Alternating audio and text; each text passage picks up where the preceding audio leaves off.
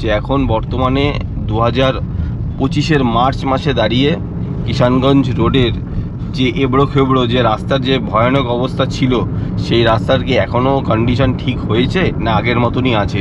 সেটাই তো বলছি, আমাদের ডেইলি বেরোতে হয়। এইটুকুই দেখতেছি, আর কিছু তো না। এই জায়গাটা আসলে না পুরো মন ভালো হয়ে যায়, মনে হয় যে না এইবার पहाड़े आसची। 3 महीना बाद जाता हूँ, ऐसे ही हालत है। आप लोग टोल भी ले रहे हैं। এই 10-12টা দিন নিজের সমস্ত টেনশন, সমস্ত যত দুঃখ, যত অবসাদ সব রেখে দিয়ে এসেছি কলকাতাতে। এবারে আমাদের রোড ট্রিপ হচ্ছে কলকাতা থেকে অরুণাচল।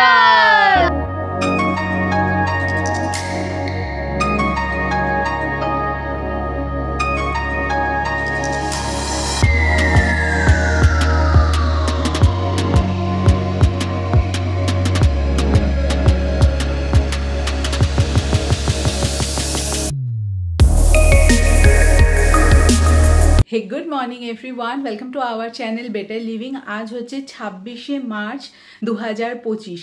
এখন টাইম হচ্ছে ভোর 4:30। আমরা বেরোচ্ছি আমাদের এবারের রোড ট্রিপে অরুণাচল প্রদেশ। এবার হচ্ছে আমাদের মাউন্টেন ট্রিপ। Good morning. এই যে আমাদের যন্ত্র সব রেডি, আমার মানে ড্রোন সোহানও রেডি। কি বলবে সোহান, বলো? আজকে আমরা শিলিগুড়িতে থাকবো। হ্যাঁ, আজকে আমাদের শিলিগুড়িতে হচ্ছে, তাই তো স্টে। তো আজকে আমাদের স্টে হবে মানে শিলিগুড়ির ফুলবাড়িতে। আর এই যাত্রাতে আমরা আমাদের আজ থেকে প্রায় জীবনে 10 থেকে 12টা দিন একদম চূড়ান্ত এনজয় করে কাটাবো, ফ্যামিলির সাথে কাটাবো। আর খুব মজা করবো এই 10-12টা দিন। এই নর্মাল টেনশনময় জীবন থেকে একটু বেরিয়ে একটু প্রকৃতির মধ্যে, আনন্দের মধ্যে ফ্যামিলির সাথে চূড়ান্ত এনজয় করবো। সাথে থাকুন আর প্রে করবেন যাতে আমরা খুব ভালোভাবে এই সম্পূর্ণ ট্রিপটা করে আসতে পারি।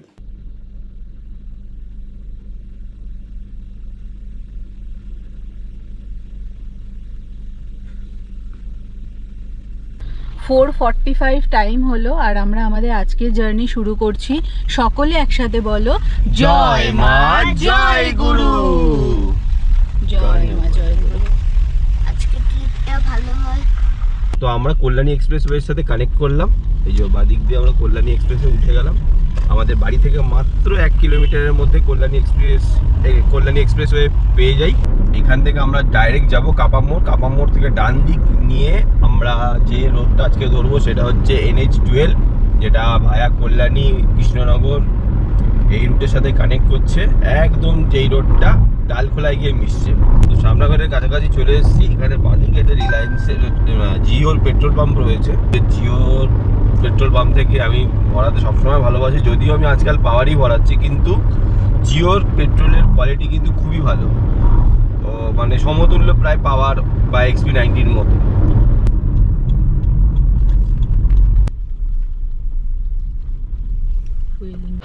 তো আজকের রেট হচ্ছে 105 টাকা 7 পয়সা কলকাতায়।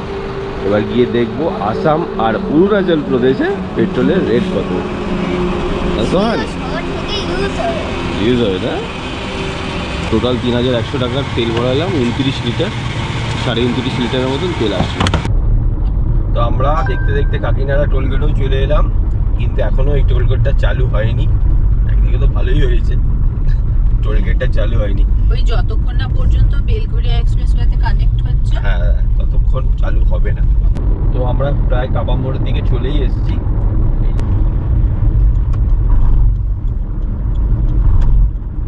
দেওয়াই আছে বড় জাগুলি 10 কিলোমিটার। আমরা সার্ভিস রোডটা ধরে নিলাম। এখান থেকে আমরা ডান দিকে চলে যাব বড় জাগুলির দিকে।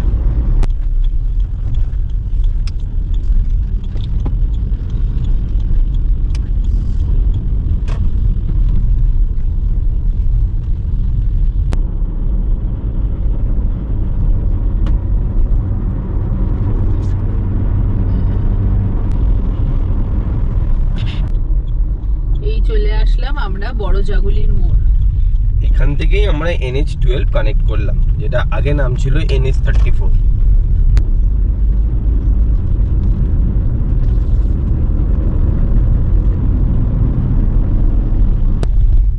আজকের দিনের ফার্স্ট টোল এটা হচ্ছে কল্যাণী টোল। কলকাতা থেকে শিলিগুড়ি শিলিগুড়ি যেতে কত টাকার টোল লাগবে সেটা ভিডিওর এন্ডে মেনশন করে দেবো। নিজের গাড়িকে মাইনার স্ক্র্যাচ এবং ভালোভাবে মেনটেন করতে গেলে অবশ্যই একটা ভালো ডিটেলিংয়ের প্রয়োজন হয়। গাড়ি প্রায় 370 কিলোমিটার চালানোর পরও গাড়ি কিন্তু একদম চকচক করছে, কারণ গাড়িতে কিন্তু ধুলো না সেইভাবে দাঁড়াচ্ছে না, ধুলো আসছে ধুলো উড়ে চলে যাচ্ছে, কারণ গাড়ির মধ্যে এতটাই একটা গ্লসি ভাব। আর টোটালটাই হচ্ছে টার্বো ডিটেলিংয়ের মাধ্যমে করানো। টার্বো ডিটেলিং স্টুডিওতে গাড়ির PPF, ceramic coating, denting, painting সহ সব ধরনের কাজ করা হয়। পিপিএফ অর্থাৎ পেইন্ট প্রোটেকশন ফিল্ম গাড়িতে করা থাকলে গাড়িকে প্রিভেন্ট করা যায় সোয়াল মার্কস থেকে। অলসো ইট হ্যাজ সেলফ ফিলিং প্রপার্টিজ, যেটা মাইনর স্ক্র্যাচকে খুব সুন্দরভাবে অ্যাবজর্ব করে। অন্যদিকে সেরামিক কোটিং গাড়ির শাইনকে অনেক এনহ্যান্স করে এবং ডাস্ট ও হার্মফুল ইউভি রেজ থেকে গাড়িকে প্রোটেক্ট করে। Also ceramic coating is one of the most effective ways to protect your car from scratches and chemical stains. তো যে কোনো গাড়ির খুব ভালো কোয়ালিটির পিপিএফ এবং সেরামিক করতে গেলে অবশ্যই টার্বো ডিটেলিংয়ের সাথে যোগাযোগ করতে পারেন। যোগাযোগের নাম্বার নিচ থেকেও যাচ্ছে এবং ডিসক্রিপশনেও থাকবে। একটা ছোট্ট ইনফরমেশন দিয়ে রাখি, এই রাস্তায় কিন্তু ছোটো গাড়ি মানে আমাদের এই গাড়ির জন্য 100 কিলোমিটার আর লরির জন্য 80 কিলোমিটার পার আওয়ার। বেশ ভালোই স্পিড কিন্তু এই রাস্তায় মেনটেন করতে পারবেন, কারণ রাস্তার কন্ডিশন দেখতেই পাচ্ছেন, অসাধারণ কন্ডিশন। আর শুরুতেই 105 টাকা টোল দিয়ে শুরু করলাম। তো টোটাল আজকে কত টাকা টোল লাগছে সমস্ত ডিটেলস পেয়ে যাবেন ব্লগের মাধ্যমেই। তো আমরা এখন টুয়ার্ডস যাচ্ছি কৃষ্ণনগরের দিকে। এখনও রাস্তায় ব্যারিকেড লাগানো হয়নি, কারণ মাত্র 5:42 বাজে। আমরা প্রায় চাকদার কাছাকাছি চলে এসেছি।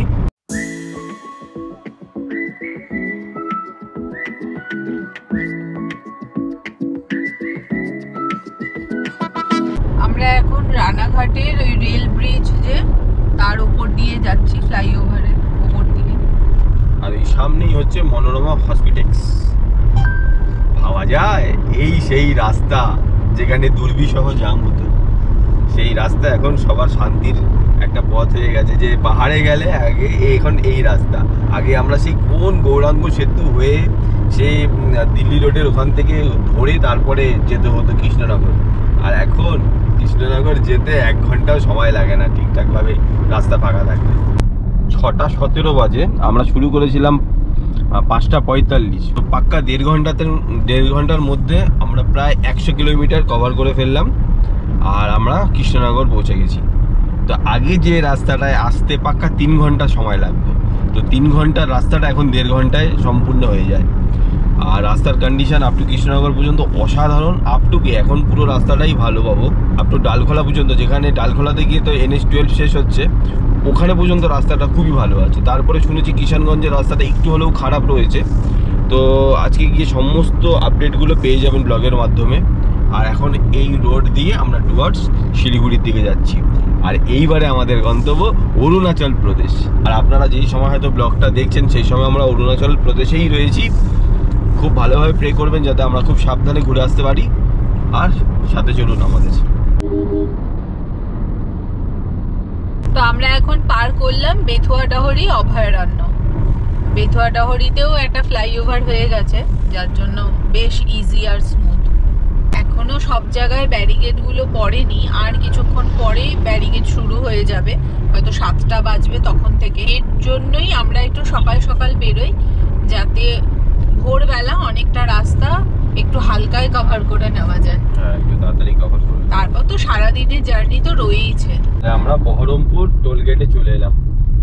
আজকের আমাদের 2 নম্বর টোল, এটা কৃষ্ণনগর বহরমপুর।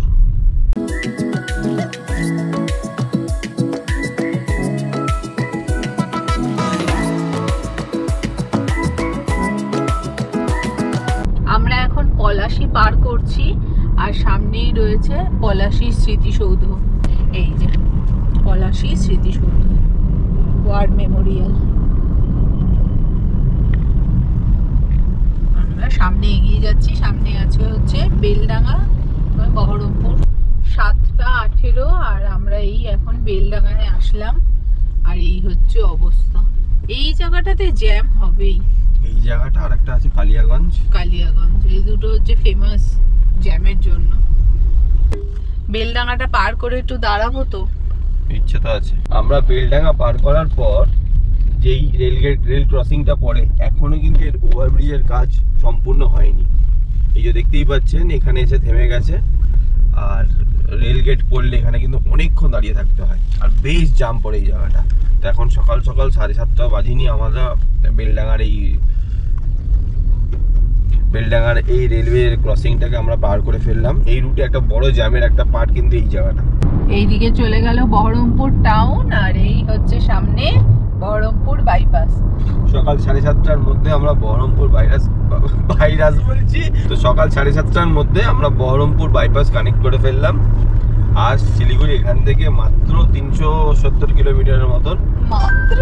বাবা, এই হয় অনেকবার করে যখন চলে আসে তখন বলে মাত্র 365 কিলোমিটার ডিস্টেন্স রয়েছে। আজকে টোটাল ট্রিপটা মোটামুটি 610 কিলোমিটারের মতন হবে, কারণ আমি অলরেডি 600 থেকে 610 কিলোমিটার, কারণ আমরা শিলিগুড়িতে থাকবো না প্রপার, আমরা ফুলবাড়ির দিকে থাকবো।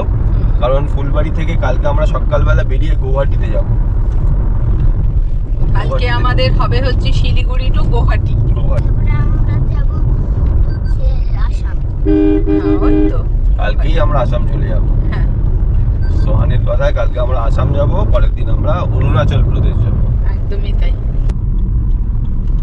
এখানেই সাইডে দাঁড়িয়ে পড়ি, বহরমপুর বাইপাস ধাবা। বায়ো ব্রেকও হয়ে যাবে, আর তার পাশাপাশি আমরা দেখি ব্রেকফাস্টও করে নিতে পারি।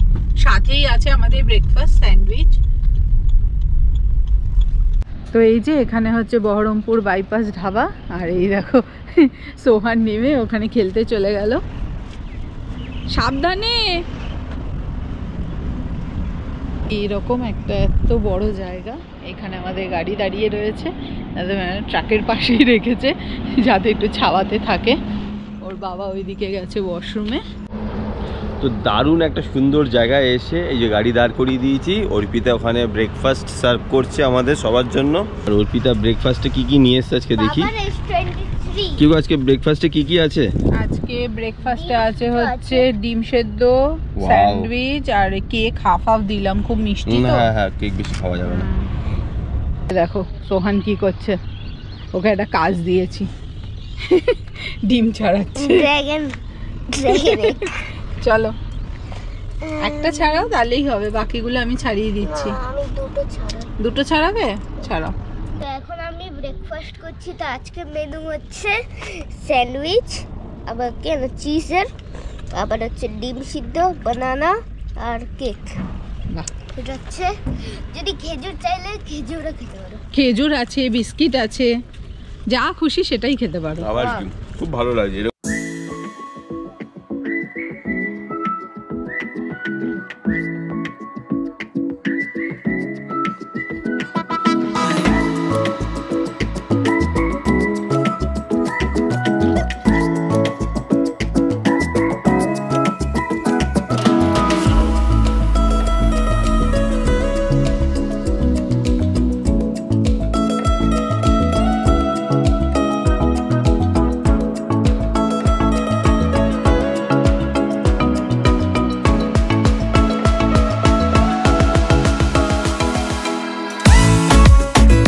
আমাদের দুইজনের কফি আর সোহানের জন্য দুধ, গরম জল জাস্ট কফির সাথে অ্যাড করে দেওয়া আর একটু স্টিয়ার করে খেয়ে নেওয়া। তো 3 চিয়ার্স ফর এইবারের অরুণাচল ট্রিপ।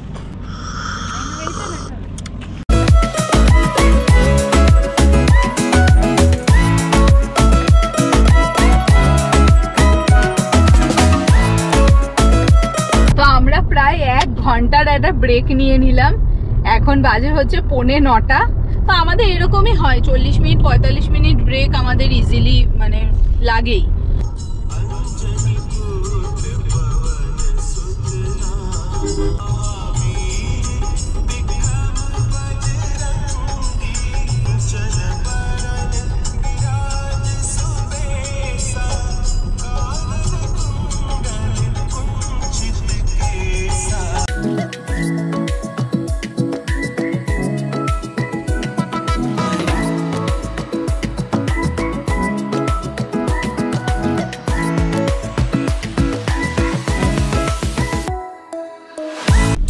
এটা ফারাক্কা ফিডার ক্যানেল, ফারাক্কা ব্যারেজ ঢোকার অনেকটাই আগে এটা পড়ে। এইদিকের যে রাস্তাটা মানে এইদিকে যে ব্রিজটা 6 মাস আগেও দেখেছিলাম বন্ধ, এখনো দেখছি বন্ধ। আর এখানে যেহেতু ওয়ান ওয়ে, একটা জায়গা থেকে একটা ব্রিজ থেকেই বোথ সাইডের গাড়ি যাতায়াত করছে। সামনে থেকে দেখুন একটা লরিও আসছে, তো জাম হচ্ছে যেটা হয়। তো আস্তে আস্তে গাড়ি মুভ করছে, তো আমরাও আস্তে আস্তে যাচ্ছি।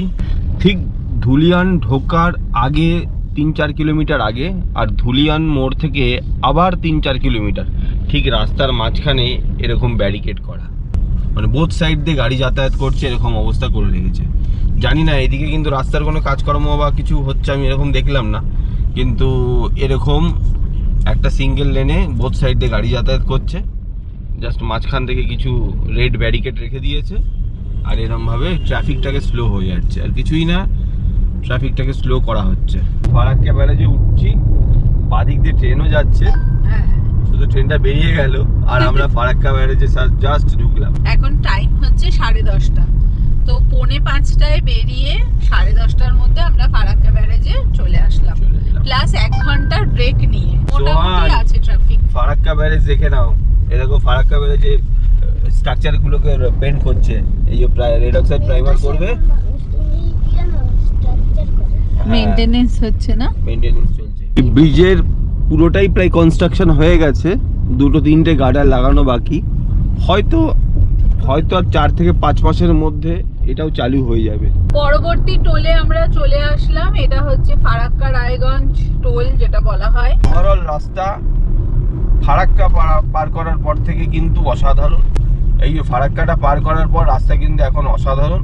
শুধু আমাদের যে ন্যাশনাল গাড়িগুলো রয়েছে টোটো, ওদের একটুখানি সংখ্যাটা বেশি। এখানে ব্যারিকেডও সব শুরু হয়ে গেছে, 10:40 বাজে। ব্যারিকেড নিয়ে অনেকের অনেক অভিযোগ থাকে, আমরা যারা রোড ট্রিপ করি সবারই সমস্যা হয়, কিন্তু ঠিক আছে। ব্যারিকেডস সম্পূর্ণ রাস্তায় আমি বলবো না যে দেওয়া ঠিক হয়নি, কিছু কিছু জায়গায় ব্যারিকেড যেগুলো দেওয়া হয়েছে সেগুলো সত্যি কার্যকরী, কারণ ওইখানে অনেক গলিগালা থেকে মানুষ বেরোচ্ছে, যাতায়াত করছে, মুভমেন্ট বেশি, বাজারের এরিয়া, ওই জায়গাগুলো ব্যারিকেড দেওয়া যেতেই পারে, অবশ্যই যাবে, কারণ ওখানে এত বড় বড় গাড়ি যাচ্ছে। কিন্তু কিছু কিছু জায়গায় আমি দেখছি যেখানে কোনো গলি নেই, কোনো বাজার ঘাট নেই, কিচ্ছু নেই, সেখানে শুধু ড্রাম পেতে রেখে দিয়েছে। আমাদের রাজ্যের এটা নিয়ম, হ্যাঁ কিছু কিছু ক্ষেত্রে ব্যারিকেড একটু কম করলে ভালো হয়, বাট কিছুটা সেফটি সিকিউরিটি সাধারণ মানুষের জন্য কিছু কিছু জায়গায় দেওয়া আছে। ঠিক আছে, একটা রুল আছে, তুমি জানো এখানে স্লো মুভিং কোনো ভেহিকল মানে 3 চাকা সাইকেল, টোটো, তারপর হচ্ছে এমনি 2 চাকা সাইকেল, এগুলো কিন্তু যাওয়া নিষিদ্ধ, এটা NHAI এর রুল। কিন্তু এখানে দেখো ন্যাশনাল গাড়িতে ভর্তি আমাদের এখানে। আমাদের স্টেটের মতো এরকম প্রত্যেকটা মোড়ে মোড়ে সিভিক ভলেন্টিয়ার খুব কম স্টেটেই রয়েছে। সুবিধাও যেমন আছে আবার অসুবিধাও আছে, সবকিছু মেনে চলাই ভালো।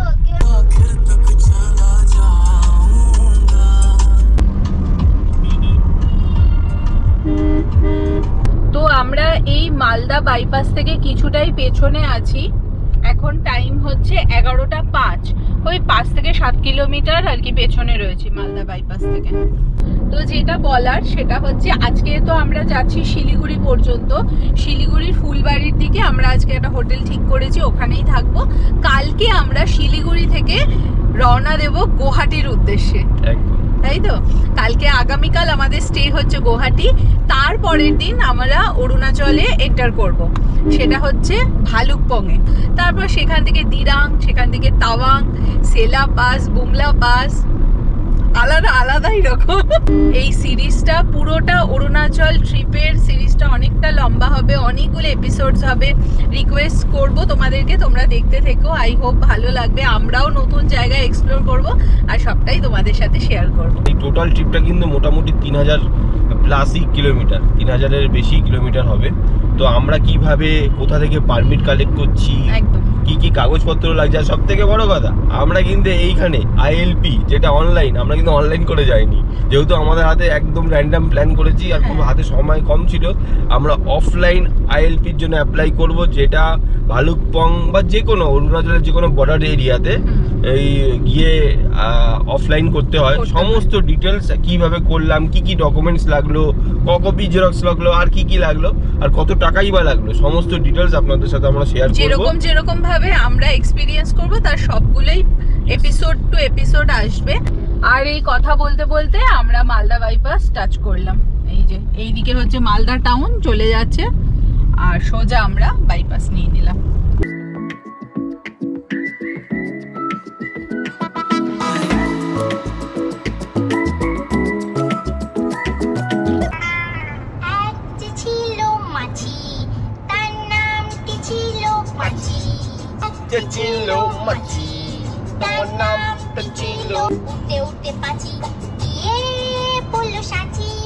কোথায় গিয়ে পড়লো? আমাদের গাড়িতে সব ধরনের গান চলে, ঠাকুরের গান, ভালো বলিউড মিউজিক, বাংলা গান, আবার এরকম ছোটদের গান, ছোট বাচ্চাদের। হ্যাঁ, এই শুনতে শুনতেই আমরা রোড ট্রিপ কমপ্লিট করি। সব বয়সের বাচ্চাই তো আমাদের বিল্ডিং এ বলছি, আমাদের গাড়িতে রয়েছে।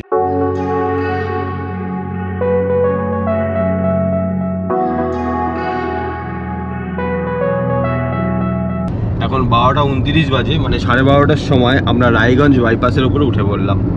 এই যে রায়গঞ্জ নতুন যে বাইপাসটা হয়েছে, এই বাইপাসেই রয়েছি। আর কিছুটা গিয়ে যেখানে রেলওয়ে ক্রসিংটা রয়েছে, যেখানে একটা রায়গঞ্জ ব্রিজের উপর, মানে একটা ব্রিজ বানিয়েছে রেলওয়ে ক্রসিংয়ের ওপর, কিছুটা গিয়েই দেখতে পাবো।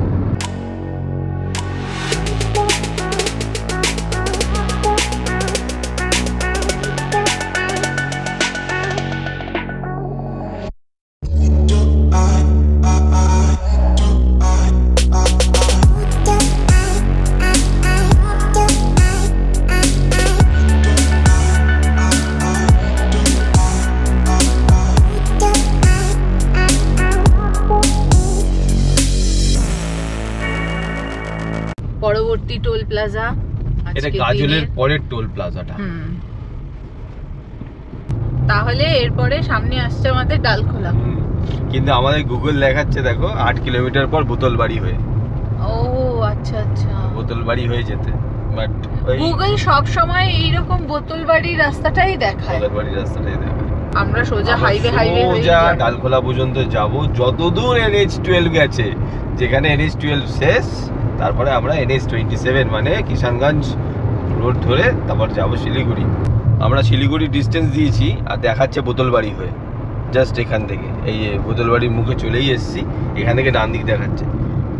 আমরা তো খবরদার এই রাস্তা ধরবো না, কারণ এই যে এই ডান দিক দিয়ে গেলেই একদম গ্রামের রাস্তা, অনেকটা রাস্তা, সেই ইসলামপুর বাইপাস আমরা সোজা চলে যেতে হবে। এখান থেকে সোজা চলে যেতে হতো, আর এখান থেকে সোজা গিয়ে গ্রামগঞ্জের ভেতর দিয়ে। তো বাড়ি থেকে প্রায় 450 কিলোমিটার চালিয়ে ডালখোলা মোড়ে চলে এলাম। এখানেই NH12 এর এন্ড বা NH34 যেটাই আমরা বলি। এবার যেই রাস্তাটা ডান দিকে চলে যাচ্ছে শিলিগুড়ির দিকে, সেই রাস্তাটা ধরবো, যেটাকে NH27 বলে। এই হচ্ছে আমরা ডালখোলা মোড়ে পৌঁছে গেলাম। তো আমরা ডান দিকে ঢুকবো এবারে। এটা হচ্ছে ডালখোলা মোড়। আর এই যে রোডটা আমরা উঠলাম, এই রোডটা হচ্ছে এখন NH27 এর NH27 হয়ে গেল।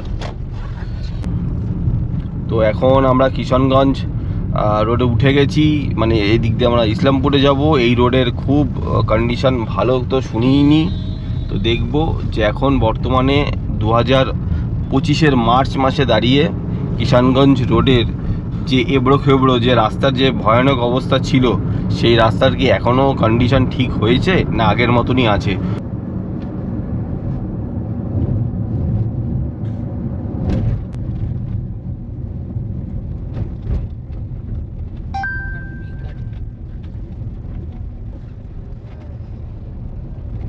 Suryapur toll plaza.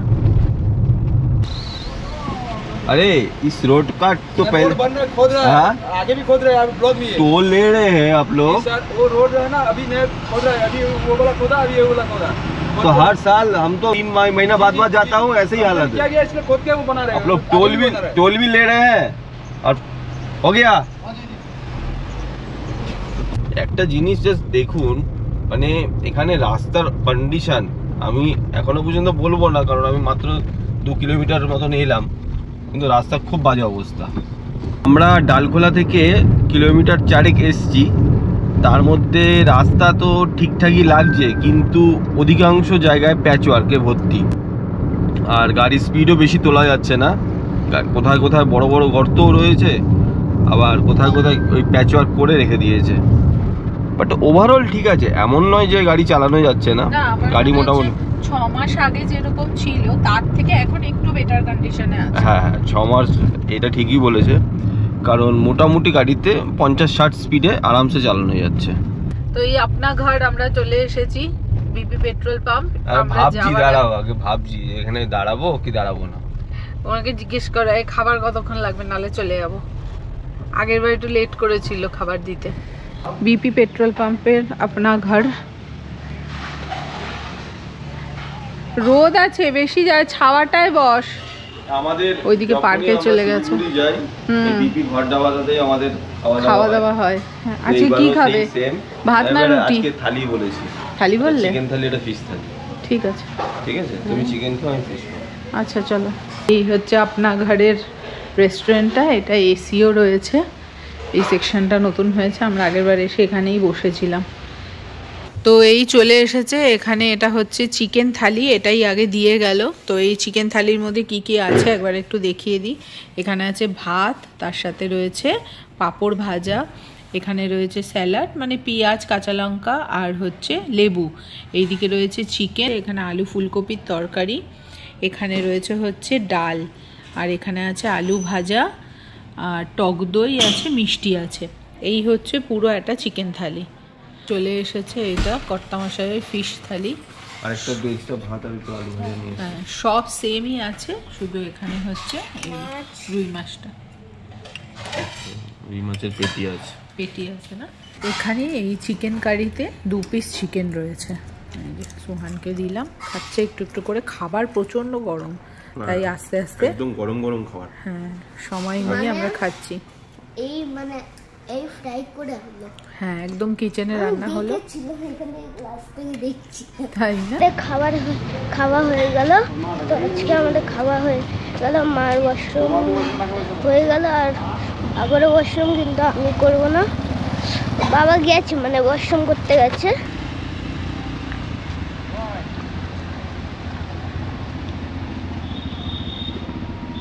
তো একটা ভালো লাঞ্চ করার পরে আমরা আবার বেরিয়ে পড়লাম আমাদের শিলিগুড়ি যাওয়ার উদ্দেশ্যে। টাইম হচ্ছে এখন 2:36, ওই মোটামুটি 1 ঘন্টার মতোই আমরা একটা ব্রেক নিয়ে নিলাম কিন্তু। আর এখানে আমরা যে খাওয়া দাওয়া করলাম, একটা চিকেন থালি আর একটা ফিশ থালি, অলটুগেদার কত লাগলো? 480 টাকা। 480 চিকেন থালিটা 250 টাকা আর ফিশ থালিটা 230 টাকা। এইখানে রাস্তাটা বলো, রাস্তাটা তো ভালো হয়ে গেছে। লেটেস্ট আপডেট, কলকাতা টু শিলিগুড়ির মধ্যে যে সমস্যাটা কিষানগঞ্জ রোড নিয়ে ছিল, যে কিষানগঞ্জের রাস্তার অবস্থা খুবই খারাপ। হ্যাঁ 2-4 কিলোমিটার প্রথমের দিকে একটু খারাপ আছে, বাদ বাকি কিন্তু রাস্তা এখনো পর্যন্ত খুবই ভালো পেয়েছি, খুবই ভালো। কারণ রাস্তা 6 মাস আগেও যখন আমরা এসেছিলাম তখন প্রচণ্ড ভাঙা অবস্থায় ছিল, এখন সেই তুলনায় দেখতে গেলে রাস্তার কোয়ালিটি আগের থেকে অনেক ভালো হয়ে গেছে। কিছু কিছু জায়গায় ঠিক করেছে, আবার কিছু কিছু জায়গায় যতটা এগিয়ে যাচ্ছি শিলিগুড়ির দিকে ততটাই দেখছি আবার রাস্তার বেশ কিছু অংশ খানাখন্দে ভর্তি। ভালো ভালো বলতে বলতে আবার এখন প্যাচের রাস্তা চলে আসলো।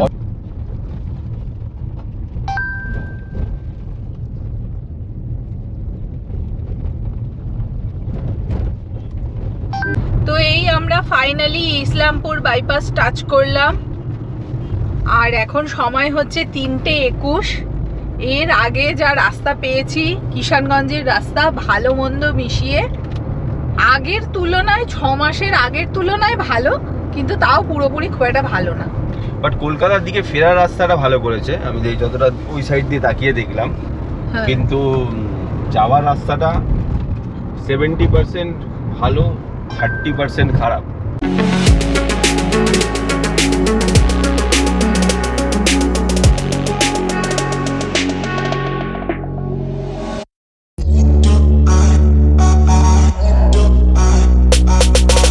তো আমরা এখানে গাড়ি পার্ক করলাম। কেন করলাম বলছি, কারণ এইখান থেকে নেমে আমরা যাব ওইদিকে একটু চা বাগানে।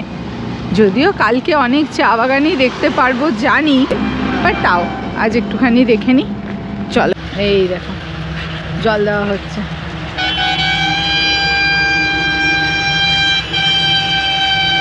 আর ভর্তি চা গাছ। শুধু চা বাগান, চা বাগান। হ্যাঁ, হয়ে গেছে। এগুলো দিয়ে না সকালে তুলে হলো। কি সুন্দর চা বাগানের জন্যই তো এত দূর থেকে আসা। মানে এই জায়গাটা আসলে না পুরো মন ভালো হয়ে যায়, মনে হয় যে না এইবার পাহাড়ে আসছি। অসাধারণ, দেখো দিগন্ত বিস্তৃত পুরো চা বাগান।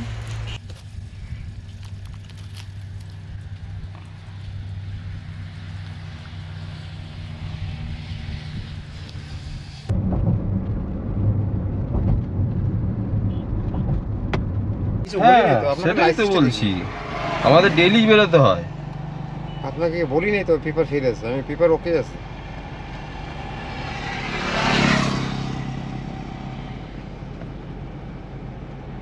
স্যার কিছু তো না, চল। Thank you. এটা হচ্ছে মুরালিগঞ্জ। মুরালিগঞ্জ পার করছি, আর এখানে বলছে লাইসেন্স দেখান। ও বলছে এম পরিবহনে দেখে নিন, এখানে দেখাবে না। এখানে নতুন তো। আমি সব সময় লাইসেন্স দেখানোর পক্ষপাতীও না। আমি ডিজিলকার অথবা এম পরিবহনে আমি আমার লাইসেন্সের সফট কপি ওখানে অ্যাড করে রেখেছি। তো কোনো যদি পুলিশ দেখে, আমি সবসময় বলি আপনি এম পরিবহনে চেক করে নিন, আমার ওখানে অ্যাড করা আছে। তো গাড়ির পেপারস তো অল ওকে করেই আমি বেরোই, আমার কোনো সময় পেপারসের এদিকে ফল্ট থাকেও না। তো এই সমস্ত জিনিসগুলো সবসময় চেষ্টা করবেন, হুট করে লাইসেন্স বার করে দেবেন না। এম পরিবহন বা ডিজিলকার যে অ্যাপ, এগুলো গভর্নমেন্ট অনুমোদিত অ্যাপ। এই অ্যাপগুলোতেই আপনারা আপনাদের যাবতীয় যত পেপারস গাড়ির ওগুলোতে অ্যাড করে রেখে দেবেন। যা যা চাইবে বলবেন ওখান থেকে দেখে নিতে। আর যদি বলে যে না ওখান থেকে দেখবো না, তখন বলবেন যে এগুলো গভর্নমেন্ট অ্যাপ্রুভড অ্যাপ, আপনি যদি না, তখনই ফোনের ক্যামেরাটা অন করে দেবেন। বাঁ দিকে গেলে বাগডোগরা, আর ব্রিজের উপর দিয়ে উঠে গেলে ফুলবাড়ি। তো আমরা ডান দিকে রাস্তাটাই নেবো ব্রিজের উপর দিয়ে, যেটা ফুলবাড়ির দিকে। এখান থেকে ফুলবাড়ি পাকা 20 কিলোমিটার দেখাচ্ছে, আর আমাদের ঠিক ওই ফুলবাড়ির মোড়েই আমাদের হোটেল। তো চলে গেলাম ফুলবাড়ির দিকে। তো এর জন্য আমরা ফুলবাড়িটাকে প্রথম দিনের জন্য চুজ করেছি, তারপরের দিন গুয়াহাটি চুজ করেছি, তারপরের দিন আমরা একেবারে অরুণাচল ঢুকে যাবো, ভালুকপং হয়ে আমরা ঢুকবো। এই হচ্ছে আপাতত চিন্তা ভাবনা, দেখি আস্তে আস্তে এগিয়ে যাচ্ছি। আজকের ওভারঅল কি বলবে কলকাতা টু শিলিগুড়ি? কলকাতা টু শিলিগুড়ির রাস্তা আগের থেকে অনেকটাই ভালো হয়েছে, বাট হ্যাঁ, তো যেই সমস্ত জায়গাগুলো আমি বলছি সেই জায়গাগুলোতে রাস্তা একটু খারাপ, প্রায় 10 থেকে 15 কিলোমিটার করে খারাপ। একটা হচ্ছে আপনার ধুলিয়ান, যেটা মুর্শিদাবাদ মানে জঙ্গিপুর পার করে ধুলিয়ান পড়ে ওইটা। তারপরে সে পার্টটা পড়বে হচ্ছে গালখোলা পার করে যখন কিষানগঞ্জের দিকে যে রাস্তাটা আমরা ধরি, ওই রাস্তাটাতেও কিন্তু বেশ কিছু জায়গায় সমস্যা রয়েছে। আর তাছাড়াও অল্প বিস্তর সব জায়গাতেই রয়েছে। তো ওভারঅল যদি দেখা যায় 70% রাস্তা খুব ভালো, আর 30% রাস্তা একটু মানে খুব একটা ভালো নয়। তো আমরা মোটামুটি সকাল 4:45টায় বাড়ি থেকে বেরিয়ে এখন বিকেল 4:45টাই বাজে, প্রায় ঢুকেই গেছি বলতে গেলে শিলিগুড়িতে। তাও আবার দুটো 1 ঘন্টা 1 ঘন্টার ব্রেক নিয়ে। ইয়েস, 1 ঘন্টা 1 ঘন্টা করে ব্রেক নিয়েও ঢুকে গেছি। তো মোটামুটি কেউ যদি একটা ব্রেক নিয়ে আসেন, শিলিগুড়িতে আরামসে 11 ঘন্টার মধ্যে আপনারা ঢুকে যেতে পারবেন স্ট্রেস ফ্রি ভাবে, তাই স্ট্রেস না? ফ্রি, হ্যাঁ, কারণ রাস্তা আগের থেকে অনেক ভালো হয়েছে। আর এই পাশে হচ্ছে চায়ের বাগান, দুদিকেই রয়েছে, ওপাশ থেকে দেখা যাচ্ছে। চায়ের বাগান দিয়ে শুরু হচ্ছে। চোখটাকে আরামে রাখো, চোখ এখন অনেক কিছু দেখবে।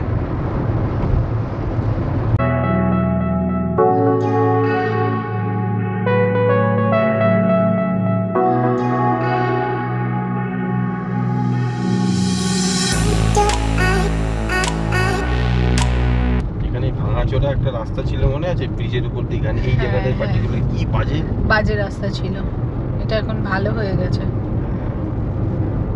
এই পোরশনটা খুব খারাপ ছিল। প্রায় চলেই এসেছি, আর 2 কিলোমিটার মতো রয়েছে আমাদের হোটেল। ছোট গাড়িদের জন্য ফ্রি।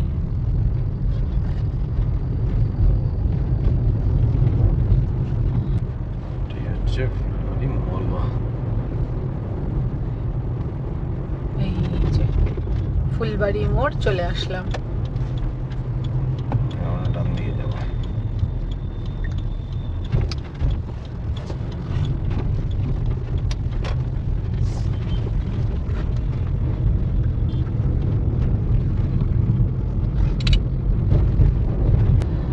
Welcome to Siliguri. আমরা চলে এসেছি ফুলবাড়ি। এবার এখান থেকে বাহাতে নিয়ে নেবো, এই বাহাতে নিয়েই এখানেই আমাদের হোটেল।